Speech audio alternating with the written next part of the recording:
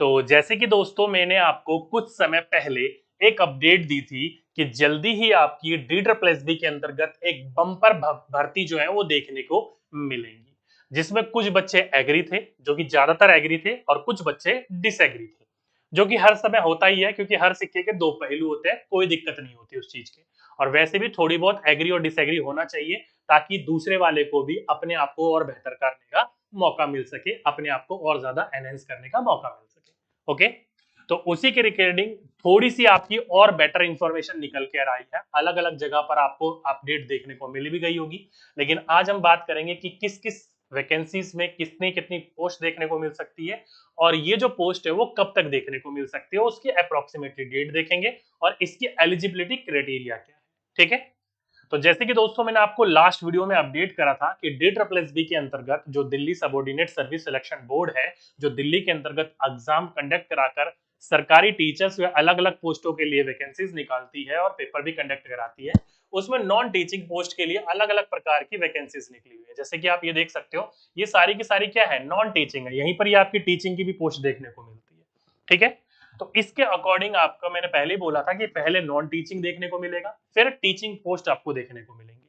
तो non teaching exam चल भी रहे हैं और फॉर्म भी अप्लाई किए जा रहे हैं, लेकिन मेन मुद्दा है कि टीचिंग वाला कब तक देखने को मिलेगा और कैसे और कितने पोस्ट देखने को मिलेंगे। ठीक है, तो उसी के अंतर्गत कुछ दोस्तों आपकी न्यूज निकल के आई है, और वो न्यूज क्या है, पहले आप उन चीजों को समझ लीजिए। जैसे कि आपके सामने ये चीज आप पहले भी देख चुके होंगे, ये चीज आपने पहले भी इस चीज को समझी होगी, देखी होगी, कहीं ना कहीं इसको पहचान चुके आप। है क्या, तो दोस्तों ये जो है एक दो चीजें आपके सामने, एक तो हिंदुस्तान टाइम्स जो है हमारा पेपर, जो है आप सभी बच्चों को पता है, उस पेपर की एक कटिंग है। इसमें क्या क्या बोला गया, तो साफ साफ बोला गया है कि स्कूलों में शिक्षकों के 16,000 से अधिक पद खाली है। ये साफ साफ बोला गया।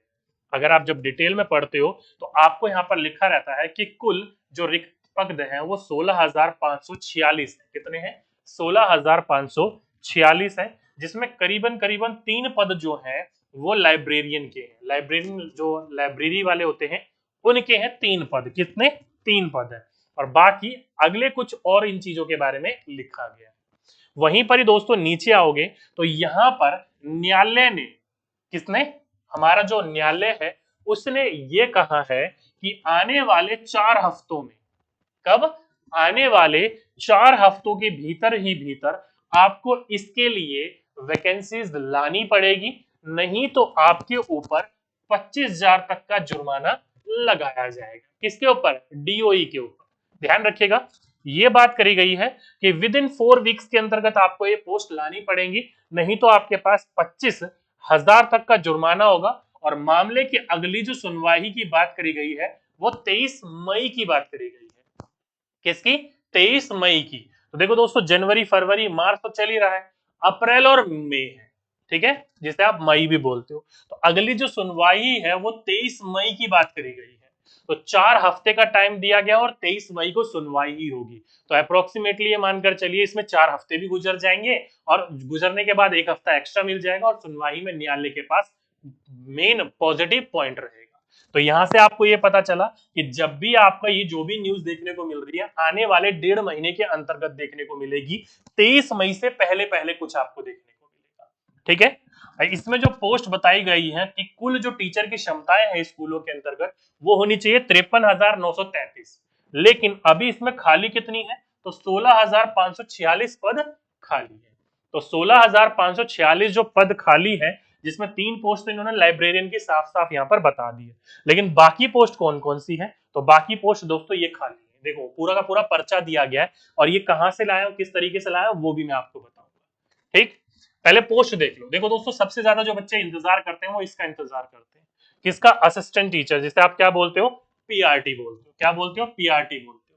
कितनी पोस्ट खाली है दोस्तों इसके अंतर्गत, तो लगभग लगभग 1,000 क्या है, 69, ठीक है, या 79 बोल सकते हो, 1079 कम से कम आपकी यहाँ पर जो है पोस्ट आपको खाली देखने को मिल रही है। ठीक है, वहीं पर ही बात करो तो असिस्टेंट टीचर नर्सरी में भी 153 है। वहीं पर ही ट्रेन ग्रेजुएट टीचर की बात करो जाए तो यहाँ पर भी आपके पोस्ट खाली देखने को मिल रहे हैं 10,000। TGT स्पेशल की बात करी जाए 951 है, कंप्यूटर टीचर की बात करी जाए 376 है, फिजिकल एजुकेशन टीचर की बात करी जाए तो 463 है। Music teacher, post PGT, TGT domestic science, drawing teacher, yoga teacher, librarian और साथ ही साथ में कुल मिलाकर ये है 16,546। देखो दोस्तों ये टोटल पद होते हैं, कुल वैकेंसीज है, ये भरी हुई है और ये सारी की सारी खाली है। तो जैसे कि मैंने आपको लास्ट वैकेंसी में मतलब लास्ट वीडियो में बताया था बम्पर भर्ती में कि आपकी जो पीआरटी की पोस्ट आने वाली है वो लगभग लगभग 1000 पर आने वाली है और देख सकते हो 1000 यहाँ पर दी गई।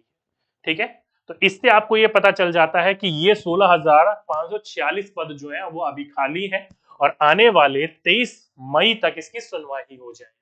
तो कृपया करके जो भी बच्चा दिल्ली के अंतर्गत जॉब लेना चाहता है वो अपनी कमर कस लीजिएगा, अपने आप को तैयार कर लीजिएगा, वैकेंसीज देखने को मिल जाएंगी और अभी से ही आप इसकी प्रिपरेशन शुरू कर दो। क्योंकि दोस्तों आप सही बच्चों को पता है DSSB एक ऐसा लौता एग्जाम है टीचिंग के अंतर्गत जो सबसे आपका हाई लेवल का एग्जाम माना जाता है। समय भी कम होता है, नेगेटिव मार्किंग भी होती है और क्वेश्चंस के नंबर्स भी बहुत ज्यादा होते हैं। ठीक है, अब बात आ जाती है इतनी पोस्ट खाली है, कब तक सुनवाई होगी, कब तक आपको पोस्ट देखने को मिलेगी, ये सारी जानकारी आपको मिल गई। ठीक है, मेन मुद्दा आ जाता है दोस्तों कि इसके अंतर्गत जो है ये पूरा का पूरा जो ब्यौरा लाया हूं मैं, ये कहां से लाया? तो दोस्तों ये लाया हूं मैं यहां से, देखिए ये है आपके एक अशोक गोयल जी। अब कई बच्चे जानते होंगे इनको और कई बच्चे नहीं जानते होंगे। ये जर्नलिस्ट है और आरटीआई जो फाइल करने के लिए एक्टिविस्ट होते हैं वो भी जाने जाते हैं। जैसे केजरीवाल जो थे अभी सीएम है लेकिन पहले आरटीआई एक्टिविस्ट भी माने जाते थे, सोशल वर्कर भी माने जाते थे। ठीक है, तो उसी अनुसार अशोक गोयल जी है, इन्होंने क्या लिखा ट्वीट में कि देश की राजधानी के स्कूलों में शिक्षकों के 16,000 से अधिक पद खाली। ये ट्वीट करा इन्होंने। हर व्यक्ति एक विभाग पर हर महीने में समय निकालकर जो कंप्लेंट है आरटीआई लगाए और दिल्ली स्कूलों को क्या करे, विकसित बनाए। तो ये इन्होंने बात करी गई है। साथ ही साथ में इन्होंने किसको कराया ट्वीट, टैग कराया ट्वीट को, अरविंद केजरीवाल को और हमारे जो एलटी गवर्नर इंडिया है दिल्ली है उनको, और इन्होंने ही ये नीचे क्या करा गया था, अटेस्ट किया। कब की बात है दोस्तों? तो ये बात है 8 मार्च की।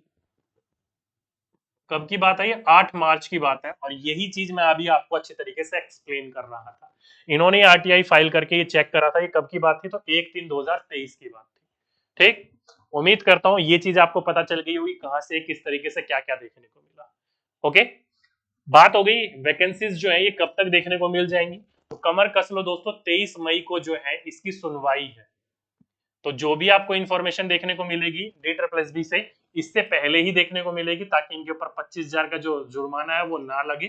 ठीक है, लेकिन उम्मीद ये जताई जा रही है पहले ही आ जाएगा, लेकिन कई बार जुर्माना पहले भी लग चुका है, लेकिन उम्मीद लगाई जा रही है कि इस बार जल्दी ही आपकी पोस्ट देखने को मिल जाएगी, इस बार लेट ये नहीं करेंगे। बात करनी है कि इसकी प्रिपरेशन हम शुरू करनी चाहिए, तो बिल्कुल दोस्तों शुरू कर दो, क्योंकि 7 से 8 महीने लगेंगे इसकी प्रिपरेशन करने में, आपको कम से कम 7 से 8 महीने। डिटेल सिलेबस मैं आपको एक नेक्स्ट वीडियो में बनाकर बता दूंगा, टेंशन मत लीजिएगा।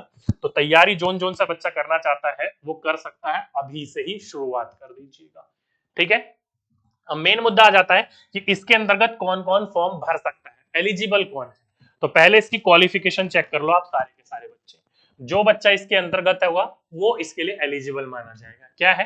तो देखो दोस्तों ये पूरा का पूरा डीओई के अंतर्गत पीआरटी की जो वैकेंसीज आती हैं उसके अंतर्गत जो एलिजिबिलिटी क्राइटेरिया होता है वो ये होता है। क्या है एलिजिबिलिटी क्राइटेरिया? समझ लीजिए, पहले तो आप 12th पास होने चाहिए। कितने नंबर से?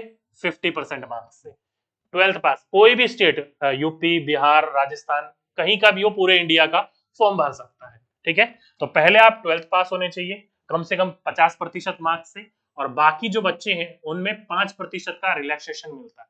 किनको? एससी और एसटी वाले बच्चों को, ध्यान रखिएगा, एससी और एसटी वाले बच्चों को 5% रिलैक्सेशन मिलता है, मतलब 45% भी आप ला सकते हो 12th के अंतर्गत, कोई दिक्कत नहीं है। ठीक है, पहला बिंदु ये, और जिससे भी आप पास करो रिकग्नाइज्ड बोर्ड होना चाहिए, वो तो होता ही है, कोई दिक्कत वाली बात नहीं। अगला है 2 ईयर का यानी कि 2 साल का जो डिप्लोमा कोर्स होता है, किसके लिए? प्राइमरी एजुकेशन के लिए। अब चाहे आप उसको किसी भी नाम से जानते हो, चाहे आप उसको एटीई के नाम से जानते हो, जेबीटी के नाम से जानते हो, डाइट के नाम, दिल्ली में डाइट कहा जाता है, तो डाइट के नाम से जानते हो, बीएलएड के नाम से जानते हो, या फिर डीएड के नाम से जानते हो, बीटीसी के नाम से जानते हो, किसी भी नाम से जानते हो, कोई दिक्कत नहीं है। आपके पास ये डिप्लोमा होना चाहिए। क्या होना चाहिए? ये डिप्लोमा होना चाहिए आपके पास, पास वाला। ठीक है, अब कई बच्चे कहेंगे सर मैं अपेयरिंग हूं, मैं फाइनल ईयर में हूं, मैं 3rd सेमेस्टर में हूं, मैं 4th सेमेस्टर में हूं। नहीं दोस्तों, आपका रिजल्ट आ चुका होना चाहिए, एग्जाम फॉर्म फिल करने से पहले या एग्जाम होने से पहले, और वो आपके पास होना चाहिए। ठीक है, पास नहीं है डिजिटल फॉर्म में कोई दिक्कत नहीं है, आप फॉर्म फिल कर सकते हो। फाइनल ईयर वाले, अपेयरिंग वाले, फर्स्ट ईयर वाले, कोई भी अपेयरिंग नहीं है इसके अंतर्गत। ठीक है, परसेंटेज कितनी हो तो अप्रोक्सीमेटली 50% ही होता है, कोई दिक्कत नहीं है, आप फॉर्म फिल कर सकते हो। डिटेल नोटिफिकेशन जब आएगा तो मैं डिटेल एलिजिबिलिटी बता दूंगा, अभी आप मोटा मोटी समझ लीजिए। एक सबसे इंपॉर्टेंट बात यहाँ पर ये है कि डिजिटल प्लस बी में फॉर्म भरने के लिए आपके पास 10th में हिंदी होना अनिवार्य है। ध्यान रखिएगा, 10th क्लास में अगर आपके पास हिंदी थी, ये एक इनकी क्राइटेरिया है। अगर आपने 10th क्लास जब पढ़ रहे थे, 10वीं पढ़ रहे थे, मैट्रिक बोलते हैं शायद उसको, इंटर और मैट्रिक, हाँ मैट्रिक ही बोलते हैं, तो जब मैट्रिक आप पढ़ रहे थे, 10वीं क्लास जब पढ़ रहे थे, तो उसमें आपके पास हिंदी होना अनिवार्य है। कई बच्चों के पास नहीं होती, संस्कृत ले लेते हैं, तमिल ले लेते हैं, फ्रेंच ले लेते हैं, चाइनीज ले लेते हैं, कुछ भी ले लेते हैं, कई बच्चों के पास हिंदी नहीं होती है। तो और कई, जब मैं पहले पढ़ाया करता था ऑफलाइन के रूप में, ऑफलाइन तो मैंने अब एक तरीके से बंद ही कर दिया है, बाकी आगे जो भी होगा वो बात अलग है। और जब मैं अभी प्रिपरेशन किया करता था उस समय की भी बात है, 2012-11 की भी बात है। कई बच्चों ने नहीं होता उनके पास 10th के बाद, मैं कई बच्चों को जानता हूँ 10th में उनके पास नहीं होता हिंदी। तो जिस बच्चे के पास अगर 10th में हिंदी नहीं भी थी तो घबराने की जरूरत नहीं है, इसका एक ऑप्शन है, आप एनआईओएस से या फिर किसी भी डिस्टेंस एजुकेशन से, ओपन एजुकेशन से 10th के दोबारा फॉर्म फिल कर सकते हो, एक हिंदी को लेकर। पूरे के पूरे 10th के पेपर देने की आवश्यकता नहीं है, अभी भी कर सकते हो, कोई दिक्कत नहीं है। पूरे के पूरे 10th पेपर देने की जरूरत नहीं है, बस 10th में केवल हिंदी वाला पेपर लेकर आप फॉर्म भर सकते हो और 10th का पेपर दे सकते हो, तो भी आपके पास आ जाएगा ये हिंदी पास आउट का सर्टिफिकेट, वो भी एलिजिबल माना जाता है। ठीक है, तो अगर किसी के पास 10th का सर्टिफिकेट नहीं है, 10th में हिंदी नहीं थी, तो अब आप फॉर्म भरकर आराम से अपना हिंदी पास आउट कर लीजिए, ताकि आपके इसके अंतर्गत एलिजिबल हो सके। ज्यादातर बच्चों के पास होती है, एक दो ऐसे बच्चे निकल जाते हैं जिनके पास नहीं होती, तो उनके लिए ऑप्शन रखा गया है। ठीक, साथ ही साथ में आपका सीटेट वाला पेपर 1, ध्यान रखिएगा दोस्तों, पीआरटी की बात हो रही है, तो पेपर 1 पास आउट होना चाहिए। अब कई बच्चे कहेंगे सर पास आउट कौन कौन से, तो देखो दोस्तों, अगर आप ओबीसी में हो, एससी में हो या एसटी में हो, तो 82 वाला पास आउट है। बाकी बच्चे जो जर्नल में काउंट होते हैं वो 90 वाले पास आउट है, क्योंकि आप दिल्ली के लिए तैयार कर रहे हो। 75 वाले या फिर जर्नल में 82 वाले महिलाएं जो बिहार में पास आउट होती है, दिल्ली में पास आउट नहीं मानी जाएंगी। ठीक है, तो ये आपके पास होना चाहिए, ओबीसी एससी एसटी 82 और जर्नल में 90। अब मानकर चलिए कोई बच्चा यूपी में ओबीसी है, उसके नंबर है 82, फॉर्म फिल कर सकता है, बिल्कुल दोस्तों फॉर्म फिल कर सकता है, लेकिन जैसे ये दिल्ली में आके फॉर्म फिल करेगा ना, ये काउंट होगा जर्नल में, ध्यान रखिएगा। आप ओबीसी डाल भी दोगे तो भी दिक्कत नहीं है, आगे जाके कन्वर्ट हो जाएगा, और जर्नल में कोई दिक्कत वाली इशू वाली बात नहीं है। ठीक है, क्यों, क्योंकि दिल्ली वाले जो फॉर्म बच्चे भरते हैं उनको दिल्ली का ही सर्टिफिकेट होना चाहिए, ओबीसी एससी एसटी वाला। पास आउट हो, फॉर्म फिल कर सकते हो, कोई दिक्कत नहीं है, लेकिन जर्नल में काउंट हो गए। ठीक है, तो ये एलिजिबिलिटी क्राइटेरिया थी। जो बच्चे पूछ रहे थे कि सर हम यहाँ के हैं, हम वहां के हैं, हम वहां के हैं, क्या हम फॉर्म फिल कर सकते हैं, कोई इशू नहीं है, कहीं के भी हो आप फॉर्म फिल कर सकते हो। आपके पास बस सीटेट सर्टिफिकेट पास आउट होना चाहिए, आपके पास होना चाहिए, आपके पास डिजिटल फॉर्म में होना चाहिए, या फिर आपके पास हिंदी होनी चाहिए 10th में, या फिर आपका जो भी आपने कोर्स कर रखा हो, किसी भी नाम से जानते हो, वो आपका पास आउट होना चाहिए। ठीक है, तो कुल मिलाकर ये इसकी एलिजिबिलिटी क्राइटेरिया थी। जोन जोन से बच्चों के मन में डाउट था, उन सभी बच्चों के मन के मैंने डाउट दूर कर दिए। उम्मीद करता हूं सारे के सारे क्वेश्चनों का जवाब आपको मिल गया होगा। फिर भी अगर आपका कोई क्वेश्चन रह जाता है तो नीचे कमेंट बॉक्स में आप लिख दीजिएगा।